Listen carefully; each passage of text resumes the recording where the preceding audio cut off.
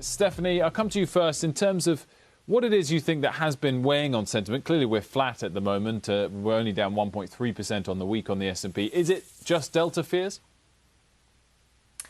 Well, we're flat, but the rotation has been pretty severe. And we've talked about 2021 being a year of rotation. Well, here we are again, and it's more of a defensive rotation. It is definitely Delta unknowns, but it's also the Fed and taper talk, and maybe tapering coming a little bit sooner than expected, a month or two earlier than expected.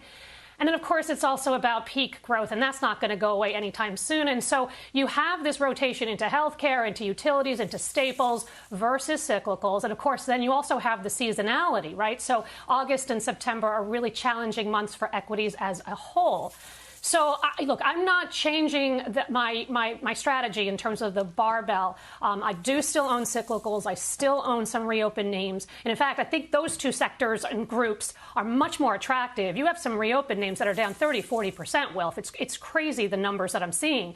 So I think there's more bargains there. But that said, I also own healthcare. I also own secular tech and growth and secular growth in general, because I still think that there's a lot of stimulus in the system, and taper is going to be very gradual. And if you look at the jobs numbers, it's so broad-based and it's so supportive of above-trend GDP growth, and productivity is on the rise, and CapEx is on the rise. These are all really healthy things. So no, we're not going to grow 7, 8, 9% next year like we will this year.